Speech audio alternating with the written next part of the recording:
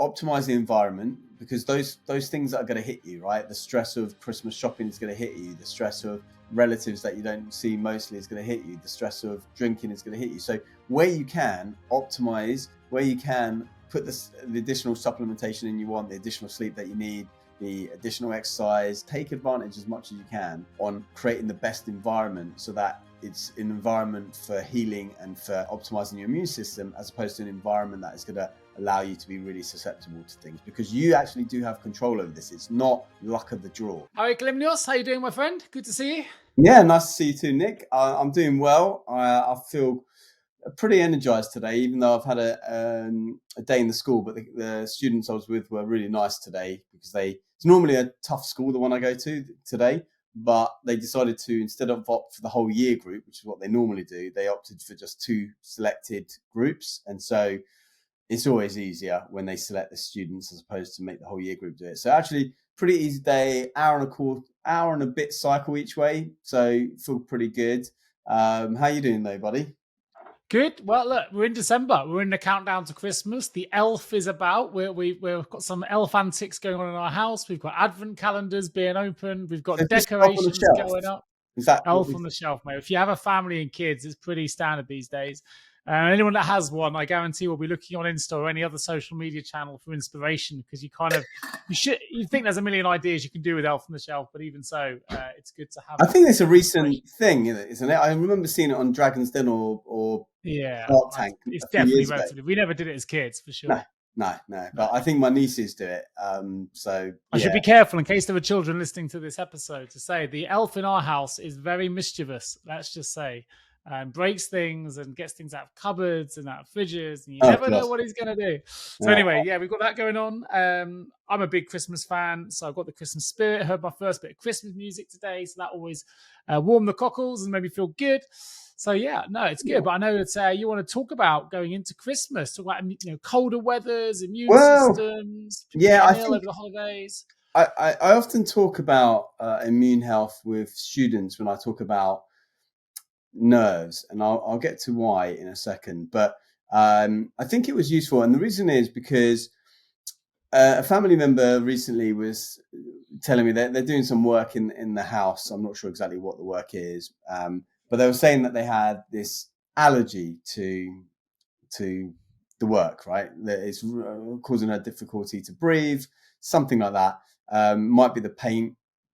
But then also, not that long ago, she had an allergy to something else. I think some latex stuff, and I don't remember her ever having allergies before.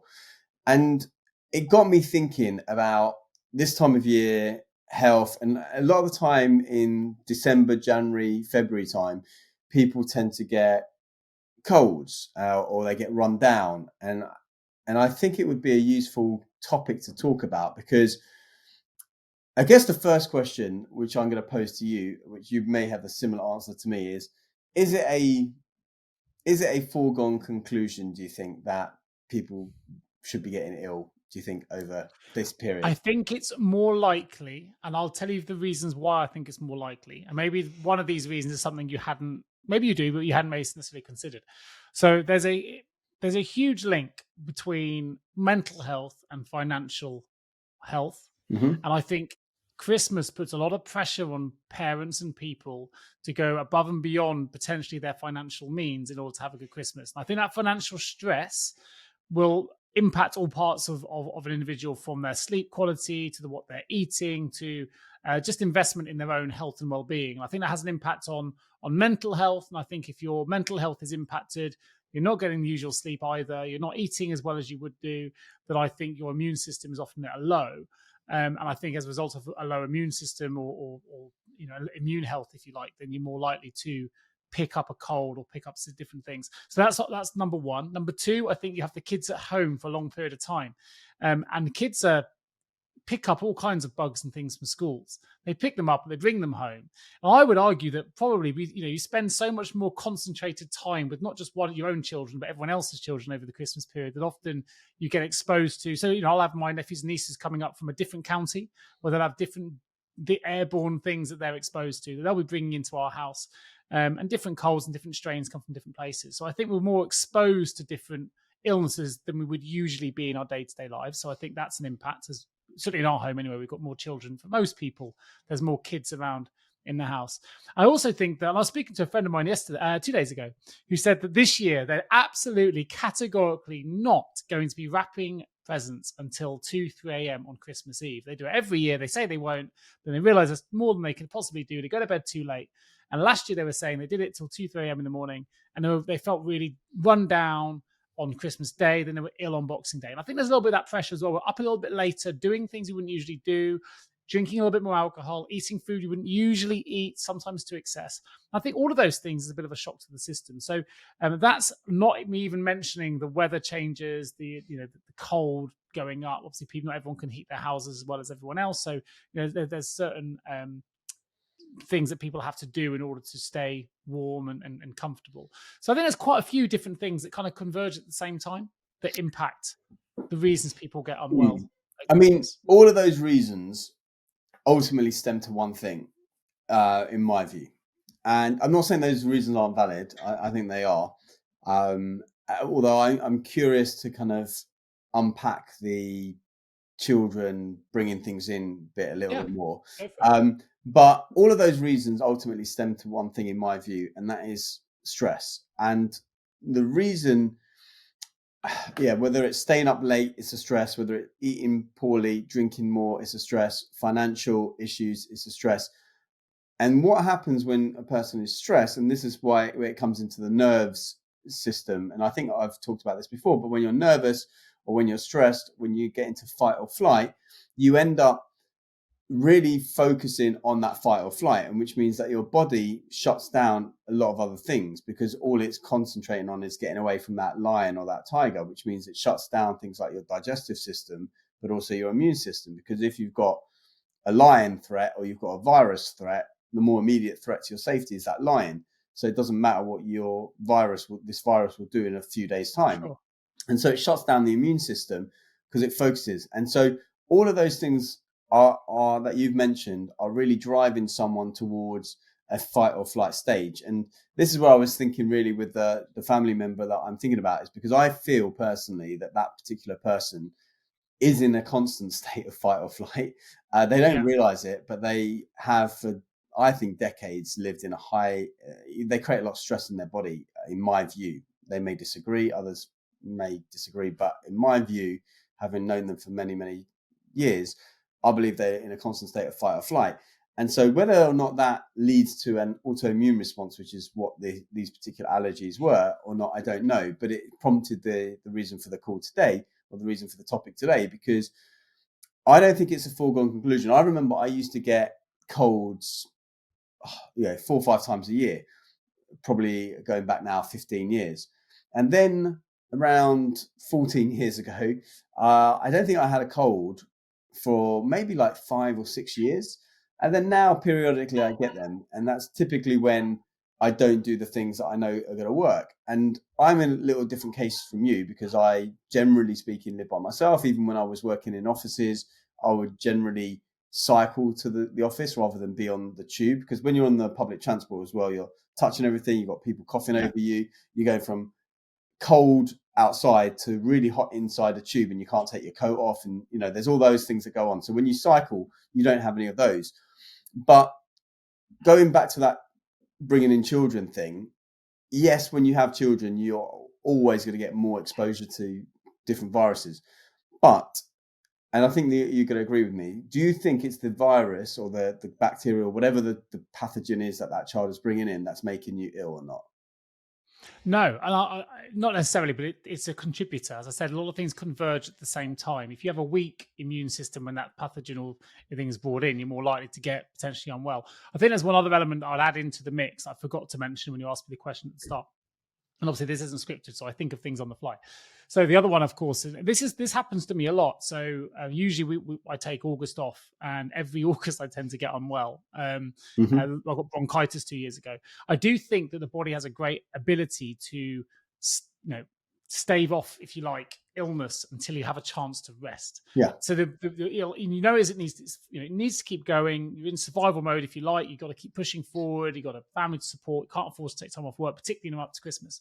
But when you get to that holiday time, you do actually have those days off. It's your body also has an opportunity then to actually get the rest and recuperation it needs. So it allows almost the opportunity to not say let the virus in. It's already there, but it gives you the opportunity to fight it. And sometimes you need to rest, and it'll put you in that state of, actually, I'm going to cause you to lie down for a bit here and you might going to feel like crap for a few days, but this is what your body needs in order to overcome something you've been holding in your system for quite some time. And that could actually not even be a pathogen at all. It could just be stress itself. So in order, because you're so stressed, I'm going to make you lie down. I'm going to make you feel like crap. And I'm going to make sure your body has a chance to recover. I think going back to your point, and I know you haven't been unwell. We've talked about this for years because this isn't something you're just saying for people to hear. You genuinely haven't been unwell, until more recently. I know that was occasionally, for about a decade you hadn't had a cold. But I think there's more things than just stress. I think there's 3 pillars. I know you've got your own model which has more than 3 pillars, but the 3 pillars for me that form the foundation of a strong immune system is nourish your body with good food. That's something we often don't do over Christmas. I'm one of these, right? I indulge on more chocolate than I ever eat any other time of the year. Cakes and pies and all the little things that come with it, sausage rolls, high fat foods, that processed foods. Sausage rolls are there. I don't eat them. I haven't eaten a sausage roll for ages, but at Christmas I'm guaranteed to eat some. I don't eat mince pies whatsoever. I'm going to eat some short crust pastry. These are things that usually come in. So I think we nourish our body differently, often with highly sweetened processed type foods, sugary foods. I think that's the first thing. I think the second pillar for me is rest and sleep and recuperation. Now, I don't get much sleep, but for a lot of people like my wife, they really need their sleep. And I think when we're wrapping presents, we're organizing certain things that happen around the Christmas Eve period, if kids are listening, and certain things that happen, I think, and not just that, we also have a lot of friends and social time. So, New Year's Eve parties, gatherings, Christmas Eve parties, whatever, that keep us up later. But we're also often drinking more alcohol at the same period. So even if you do get your 8-9 hours, if you've been drinking, you and I both know the quality of sleep is significantly impacted if you've had alcohol the night you go to bed. Even if you get the hours in, you don't get as much deep sleep and different things. And then, of course, the third point is stress management, which you really articulately put. I think if you get those 3 pillars get impacted in 3 different ways over the Christmas period. So if you have at least 2 of those things pretty much in line at any one moment in time, you're always on top of your health, you're nearly always on top of your sleep. I don't know about your stress situation over Christmas, but sometimes I know you find being in family situations be more stressful. But ultimately, 2 of your 3 pillars are in alignment, so you probably rarely get unwell. But for a lot of people, I think all 3 of those pillars are kind of thrown up in the air, and I think that allows more opportunity, if you like, to feel unwell or under the weather or burnt out. I think a lot of illness is often just burnout. People have a chance to recover. Yeah. I'd like to get your view on that. Ultimately, I still see all your pillars as one thing, right? Which is because the food deterioration of food quality is a stress on the body. Sleep is a stress on the body. Ultimately it's all to do with stress, right? But I think, I guess this is also the Mindful Past podcast. So I want to make sure that I'm being clear with people is that I'm not saying take away all those things that you're talking about, right? Okay, you want your sausage roll or whatever the thing is, right? And that's all fine if you're doing it with awareness that actually is the juice worth the squeeze at the end of the day, right? So is it worth feeling like rubbish because you have drunk more than you would, eating poorly, and that's for an individual to decide, right? And some people will say it isn't, or it isn't. It is, but with a caveat. You have to remember one thing, which is really important. And you might say, well, it's a guarantee. I don't believe it is. Often we eat and drink these things, like getting a hangover. We forget what the hangover's like till a hangover comes.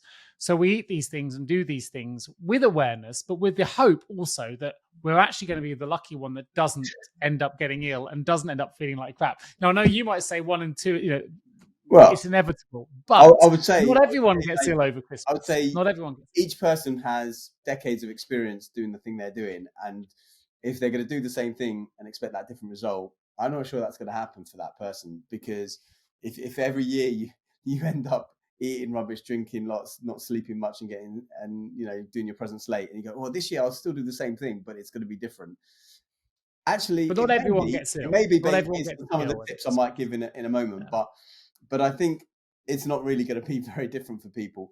I think for me, I do try to manage the stress. Like, say, shopping would be one classic example. I know lots of people, I don't have to buy huge amounts of presents because I don't have that situation going on, but I still buy for my nieces and family and everyone else. But years ago, I made a decision to just make that as stress-free as possible. And so I pretty much order online, get everything sent and job done. Because I find the stress of going to the shops and rushing around. Now, some people say to me, like my mum specifically, she'll be like, yeah, but that, that's all part of the fun of Christmas. And I'm saying, well, you can still have that fun, but the difference is when you feel obligated that you have to come back with a present.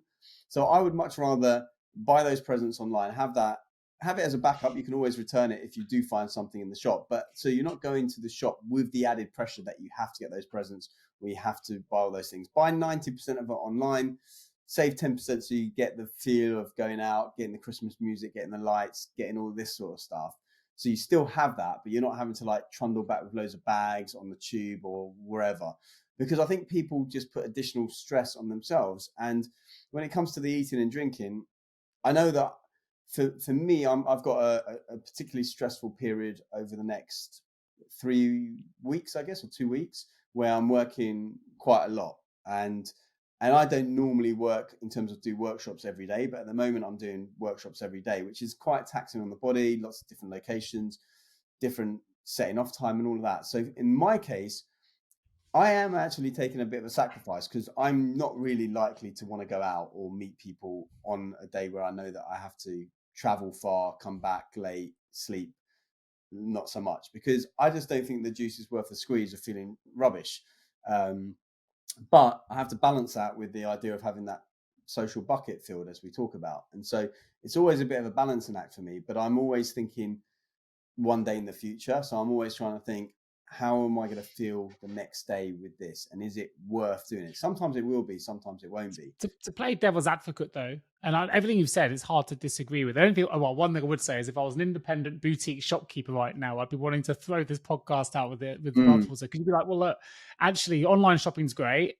I've done a fair bit online, but it does kill the high street. It does kill those boutique shops to a certain degree. And I think, for some people, I'm definitely one of these people. My wife hates it. She's in your camp, right?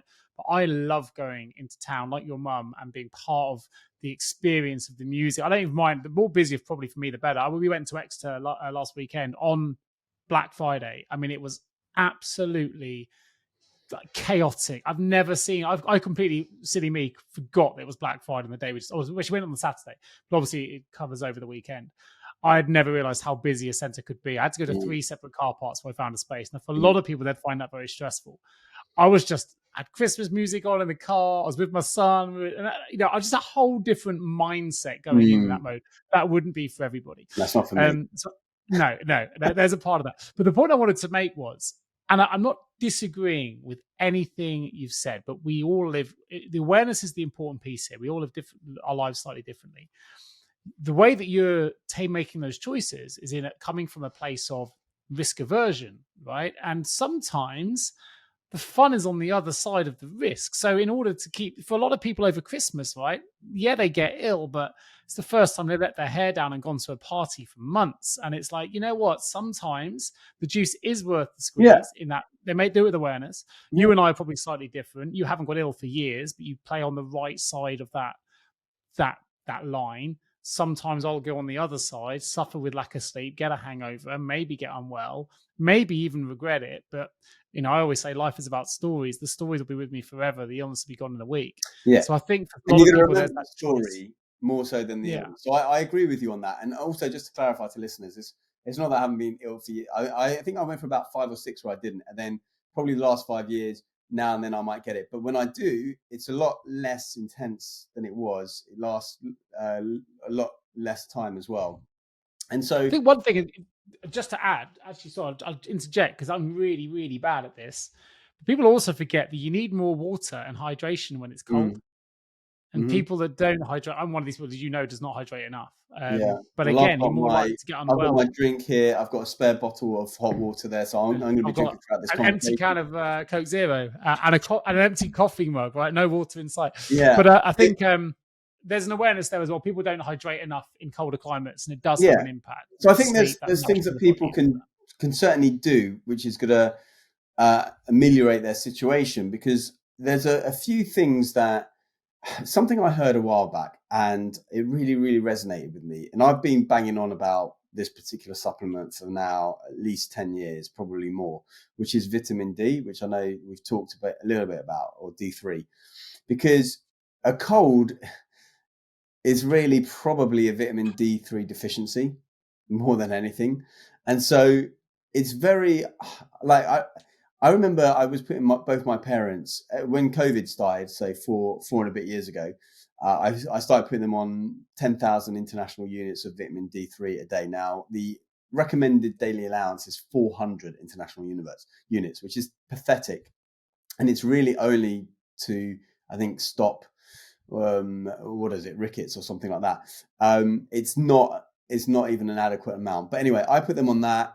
I also put them on zinc, so I think maybe 20 milligrams of zinc a day, and then a few other things. But those two things, and I remember, they were coming back to me and they were saying, like, even as recently as last year, they're like, we haven't had a cold since all this started. Even though, of course, yes, it was locked down, they weren't seeing as many people and all of that, but they never, I don't think, got COVID. My dad never got COVID from what we can think of, and the colds didn't really come for him. Now, one time I think he did get a cold, and this is where I jump into another tip that I've got. So, one, I actually do take preemptive vitamin C, and actually I need to do it this week, because when Yeah. I feel like I've got a busy week coming up or a stressful time, vitamin C is a really, really good one to have. But also, I know there's been a bit of debate about how effective vitamin C can be in fighting colds, but one thing that I do swear by is that when you get that first onset of a cold, if you take 1 gram,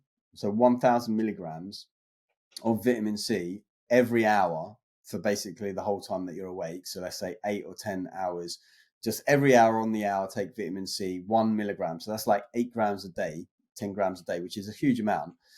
I swear that your cold either doesn't really properly manifest or it's over within a day. And I think we did that with my dad once, and he was done within a day. He's an 80-year-old man.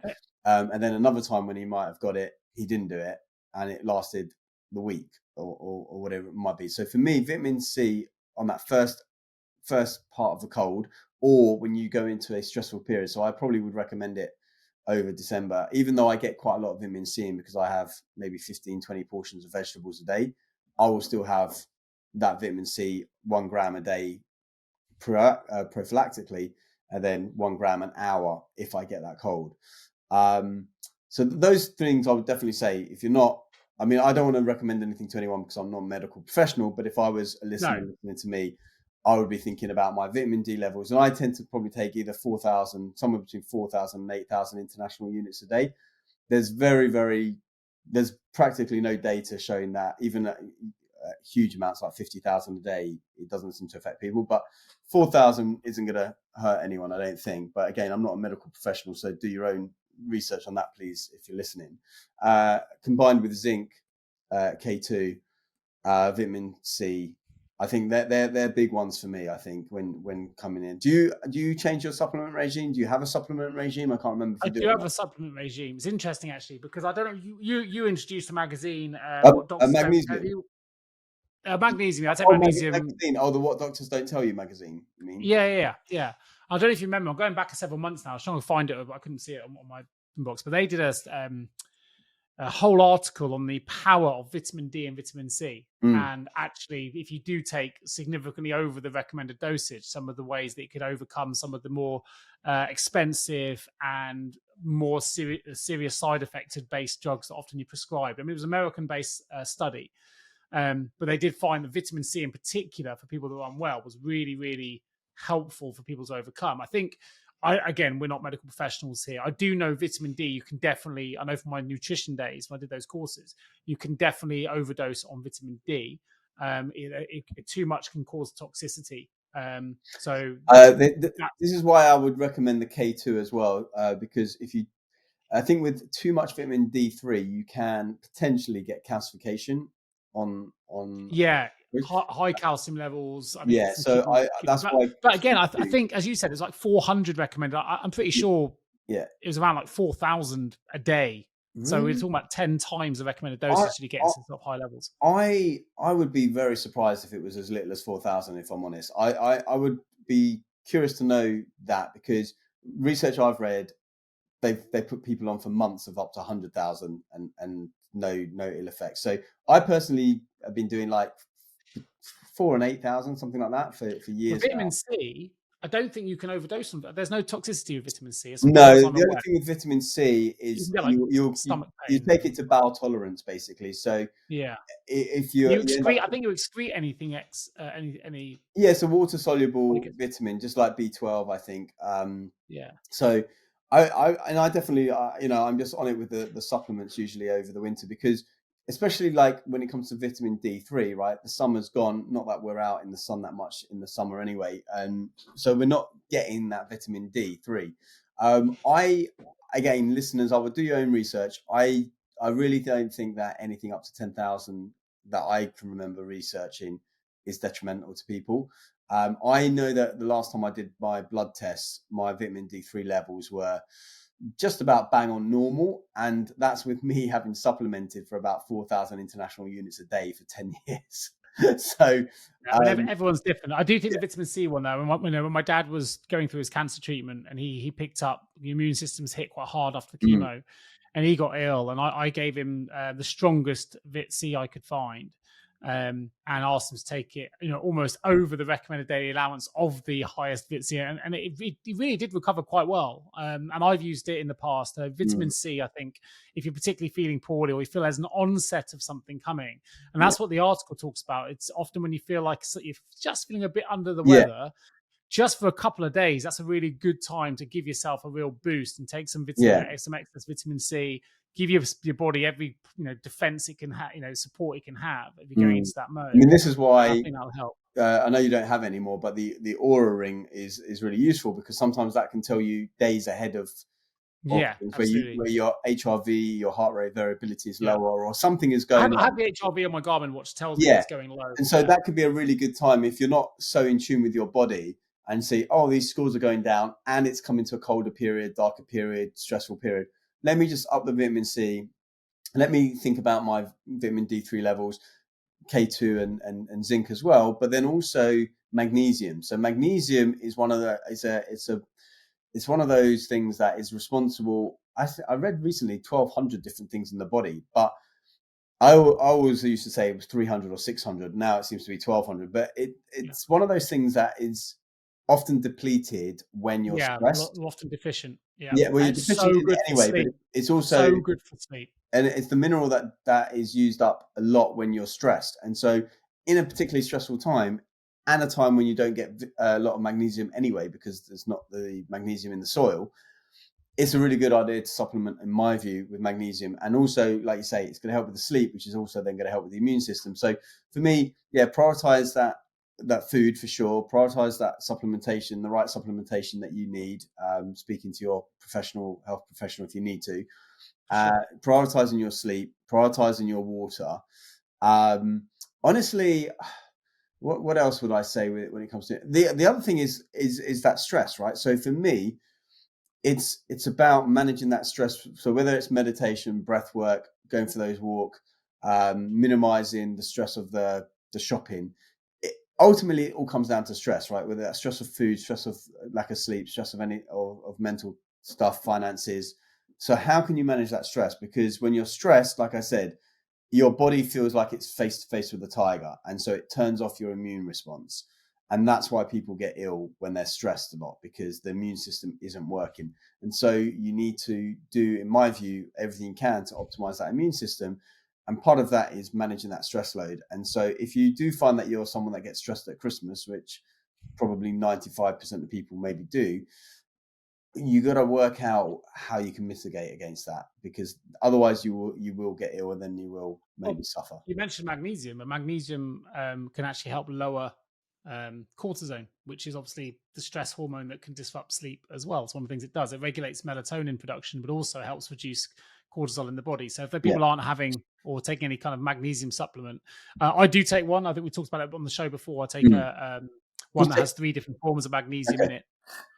which I find is better because it's not just for sleep. It's good for performance. It's good for so many different things, right? So the one I've got has a mix of magnesium glycinate, citrate, and malate, and they're kind of the three that I've got, and they all help with different kind of processes in the body. Yeah. But again, I take it regularly. It certainly helps reduce my stress levels. I've always got a lot on my plate. I don't think I tend to suffer with stress too much. So I think it's certainly one of the it's probably the number one supplement I would personally be recommending if you're struggling with one of those three pillars for me, which of course sleep is one of those. But I think nourishment is the other bit. So don't just think of in context of food, think of the fact that we need more water when it's cold, how we're nourishing our body. If you are drinking alcohol, drink more water as well. Drink more water when you're drinking alcohol, and also do that alcohol drinking wisely. So maybe it's you're having vodka and soda water instead of a vodka and Coke, because if you're having that vodka and Coke, you're having that sugar. That's going to disrupt your sleep, probably whether you realize it or not. Obviously, sugar's not going to be great for the immune system. One of the best things you can do, and I've prepared this going into December. It only comes out in Christmas, and you'll see because I have it. It's a little logbook. I've called it. It's titled the Training and Nutrition Logbook. Right. I only use it in December, and this goes back 3 different years now, which is quite interesting. So I only get it out in December. This is my little personal thing that I thought I'd mention today because people might find it useful. But we lose track of what we're eating over Christmas and just how much sugar we're taking and how many, what shall I say? How often we kind of lean into the dark side when it comes to alcohol and processed food and stuff. But actually keeping a record of what you're consuming, just over the Christmas period, if you're likely to go into excess, is a really good way to help limit yourself. You'll be surprised when you start logging things down. You'll start making more sensible decisions that you go, okay, I'm not saying don't drink, I'm not saying don't eat cakes, but when you start logging your 5th or 6th cake or chocolate bar or whatever it is, you might go, you know what, maybe I don't need this one. And just having that record and looking back over the Christmas period at what you've actually consumed and how that differs from your daily consumption. If you do get unwell, you've literally got a record there and go, maybe it is connected to how I've been nourishing the body and not just an airborne pathogen. Because actually for the last 2 weeks, I've eaten 3,500 more calories in processed foods than I would usually in a week or a month or whatever. It's a really good thing to do. And also you can record, if you can, what alcohol you're consuming as well, or what kind of drinks you're having. I don't use mine for alcohol, I will be honest. For full transparency, I use mine solely just for food and for exercise, because typically my exercise measurement goes down over Christmas. Because again, I'm either more hungover or I'm more tired or whatever. So I exercise less. So this keeps me on track to go, actually, Nick, get out and do the run. Go out and do the cycle, do whatever you need to do. It's colder, so it's harder to get out sometimes. It's hard to be motivated. What I will say is, for anyone that hasn't done it, running on Christmas Day or Christmas Eve, but Christmas Day in particular, is like one of the best things. Getting out and seeing it. Always put a little Christmas hat on, nip out, get a run in. I know that I can eat, a little bit more excessively than we usually would on Christmas Day, knowing I've kind of achieved something. And for me, it's a nice thing. We go down to the beachfront, we run into the sea, all those kind of things. Yeah, you do sea stuff, do you? Yeah, but I think having a journal, if you haven't got one, we've got a whole month now. Like, do it alongside your advent calendar.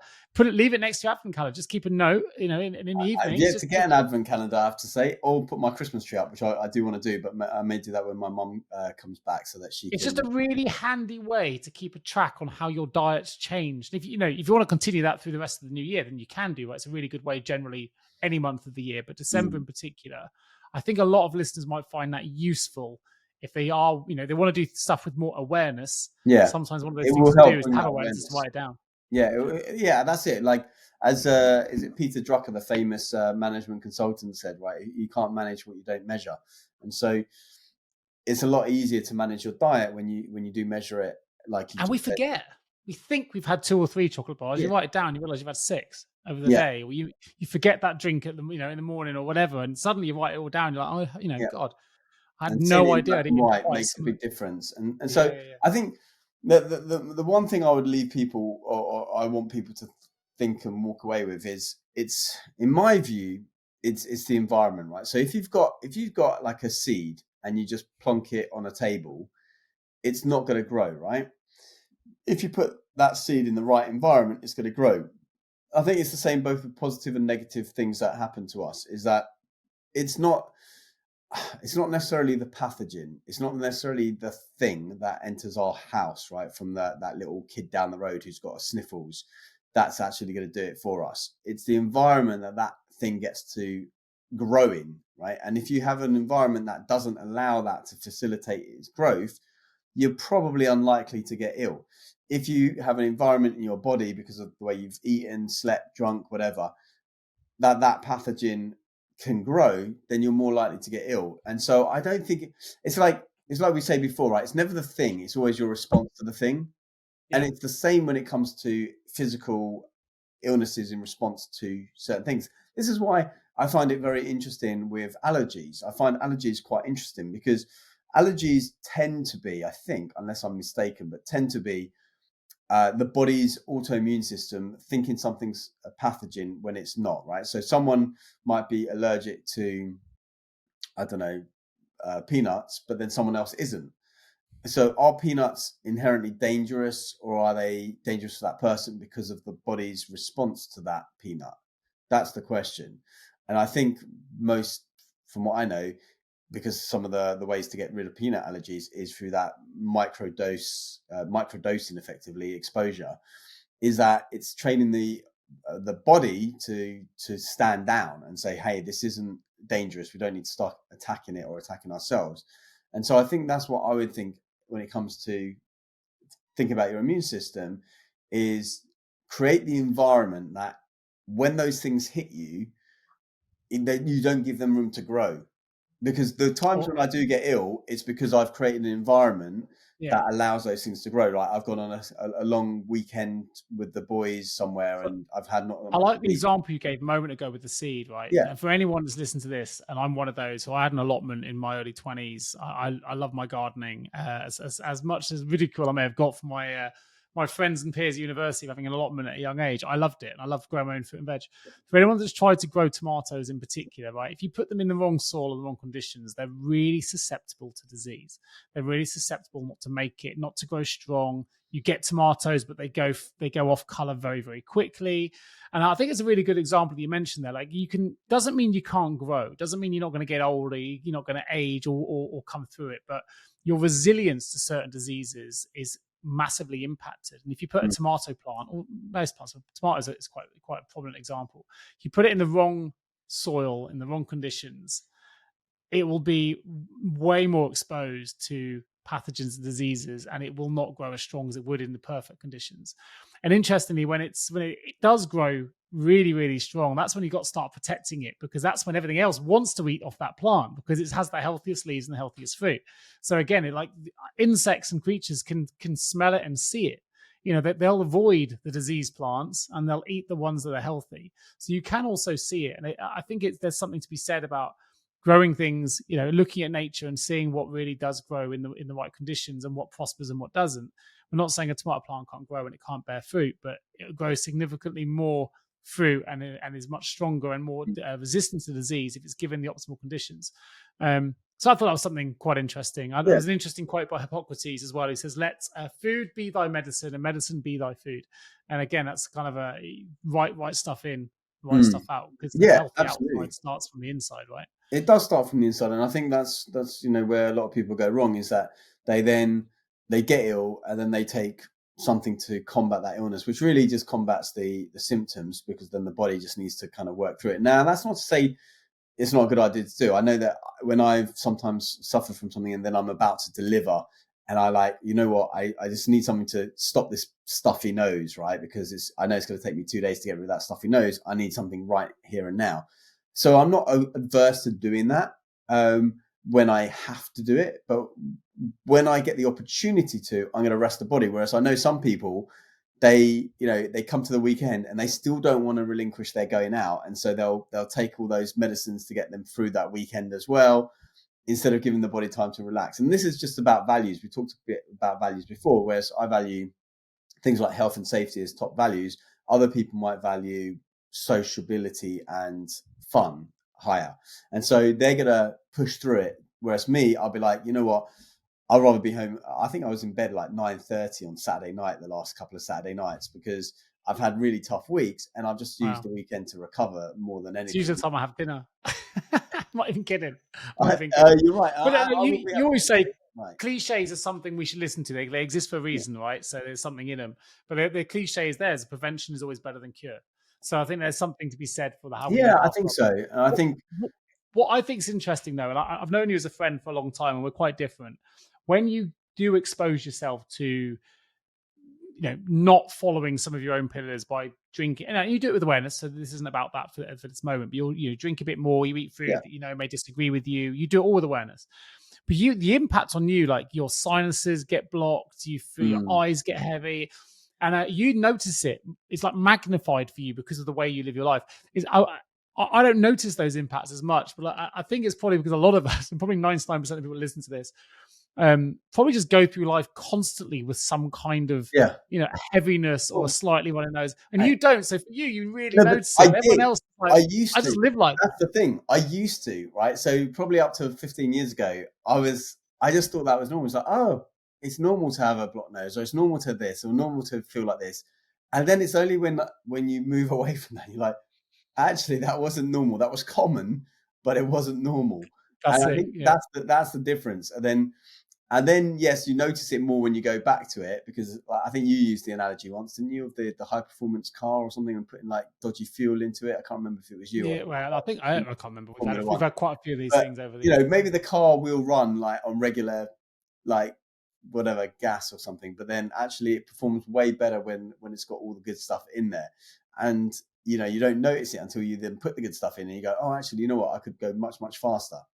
And so I think that's the thing, is that optimize the environment, because those things that are going to hit you, right? The stress of Christmas shopping is going to hit you. The stress of relatives that you don't see mostly is going to hit you. The stress of drinking is going to hit you. So where you can optimize, where you can put the additional supplementation in you want, the additional sleep that you need, the additional exercise, getting outside. Like today, I think I made, I know, for example, when I don't get outside during the day, like if I'm at a school, for example, where it's really difficult to get outside because the room's far away, or you have to be escorted everywhere, or one reason or another, I feel, especially under those lights all day, I feel like I really notice it, and I feel like terrible. Today was fine because they had an hour lunch, which is very unusual. And so I was actually able to go outside, go for a walk, get some fresh air, come back rejuvenated, and it made a huge difference. So what I would say is, like, take advantage as much as you can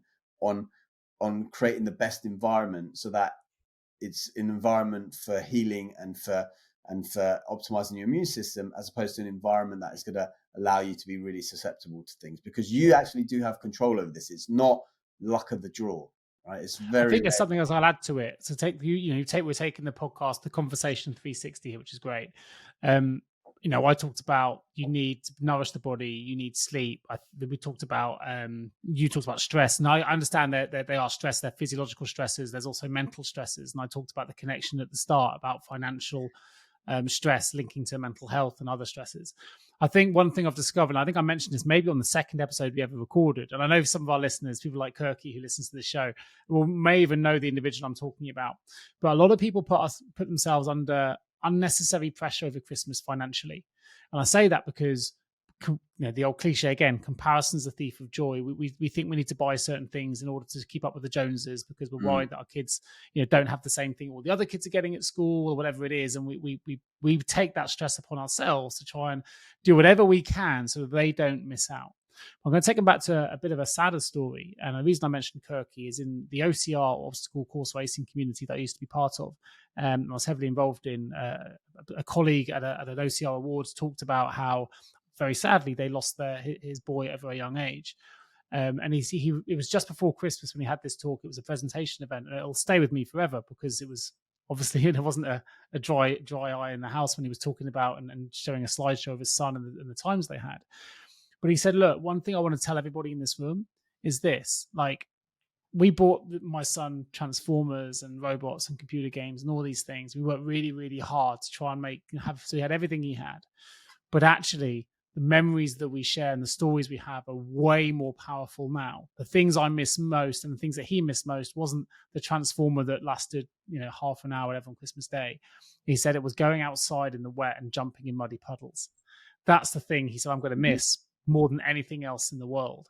And at Christmas, like, there's a really good opportunity for everyone that listens. If you have children, or if you have family members, you have a parent. You and I both lost our parents. You lost your dad at Christmas last year. I lost mine shortly after. And you think how fast time has gone. but also it's like that time is the most precious thing. Mm-hmm. So if you're putting all that stress on yourself financially, like change the playbook. Think about, you know what, let's create some experiences, create a book of experiences that they can redeem vouchers for that's completely free. You know, there's loads of creative ideas that can have a huge amounts of value that I think can go just as far with people. And if that helps reduce some of that financial stress, you might find you don't get as ill over Christmas Yeah. either, because hopefully some of that you know, the results of that financial stress brings with it, you know, some of the illnesses that come later. And I'll never forget that story. I know it's a sad one. I don't want to finish the podcast on a sad note, but hopefully it's a reminder that Yeah. that's the things kids remember. Well, That's that's the it. And fun the stuff. thing is, I mean, hopefully people listening to this have now that opportunity to act on that this Christmas, right? And yes, you got to get some presents, but actually it's the time that you really value, and they also value as well, even though they might be asking for all these things as well. But And you can link it to health. My best friend Neil up here, the last weekend just gone, he's just done the Santa Fun Run in Exeter. Well, I would have done it, but with my calf injury, we've done it a couple of years before. It's a 2.5K fun run with the kids, but they all dress up in Santa costumes. yeah, Like, that's the kind of thing you can do on Christmas Day. Dress up with your family and go. If you maybe you're not a usual runner, it doesn't matter. Go 1K down the road and dress up and run out of the house and have a little family run before you eat later. Like, these are things that if you've never done it before on Christmas Day, you'll remember it, and it'll be fun, and you get to dress up, and the kids will love it, and it's a bit different. And that they're the stories that they'll be telling at school rather than the gift they did or didn't get. It'll be what we did on Christmas Day was this. yeah. I bet you didn't do that, and it was great fun and all this stuff. So I think there's some things out there that people can do that really do bring some joy into the house. I actually don't know what I'm going to do for Christmas, because I'm contemplating whether I just try and get a flight out on the 19th or 20th of December. I'm debating because obviously it's going to be a funny Christmas, being the first full Christmas, I suppose, without Dad, and you know, Christmas Eve being when he passed is going to be a bit tricky. So part of me is like, should I stick around for that so that I'm there with, like, Mum will be, I'm sure, with the girls and stuff, but and then maybe get a flight out, maybe Boxing Day, or do I just go? So we'll find out. I don't know what Christmas will bring this year. I'm debating whether I just escape it all, and because for me, I haven't got a family of my own in terms of children, and so it's not the same vibe, I don't think, personally. And so I'd much rather kind of be on a beach somewhere, to be fair. Fair enough. Well, listen, you're welcome to join me up here, mate. We've got a beach on our doorstep, and you're more than welcome. So that's an open invitation for if you want to join us. Thank you. Always an open house here, you know that anyway. But yeah, look, wherever you go, there's a challenge. I would like to see a WhatsApp picture come into my phone, and that'll be of you somewhere with a Christmas hat on, running somewhere down the street, going, "Right, I've done it. There's my Santa outfit, Nick." All right, we'll see. Yeah, I mean, actually, yeah. Oh God, Santa. I won't go on about that. That Miami. Although you'll know I won't see it. For anyone that's ever heard this show in the past, it's the one day I don't look. You don't look at your phone. Yeah, I look forward to it. The one day I don't have but, it anywhere near I me. don't think I want to crack open the Santa outfit again. I think I wore that in Miami back in 2017 for my nieces, and they didn't buy it back then, even though they were like 5 years old. And I was like, no, I'm an official helper from Santa. Yeah, so but there we go. Anyway, but yeah, I mean, well, for those that didn't hear the episodes I was referring to, it would have been a year ago at Christmas. It's the one day I don't have my phone with me because all the people that need to contact me are in the room. And I just don't need to look at anything. My family with me, it's all about my family and time with them. It's not about me being on my phone looking at other people's Christmases. Like, everyone has their own Christmas. Leave your phone away. It's one day you can go, you know what? Just don't need it today. Put it away. No, it's a good idea. I actually don't do that. I tend to actually send lots of messages on Christmas Day, but that's, it's different. I don't have the family that I'm going to be with. Well, I do, but not in the same way. So cool. But yeah, I think we're probably wrapping up for time because we've both got to make our food, and I'm eating late tonight as well, which is a bit of a stressor on the body and is not advised when it comes to immune health, because your body then is digesting instead of repairing overnight. So that is actually another tip: is eat earlier if you can. Eat like 3 hours before you go to bed. Ain't gonna happen in my household anytime soon. But hey, I eat late with awareness. That's what can I say. Yeah. All right. Well, good to see you, buddy. Yeah. I hope listeners all stay well and healthy over Christmas. Get that journal. do everything with awareness. If you're going to eat to excess and drink to excess over the Christmas period, then do so, but do Well, so enjoy it knowing and create some stories. that's it. Just Go create don't stories. complain about being ill. Yes, nicely put. All right, buddy. Good to All see right, you. take care.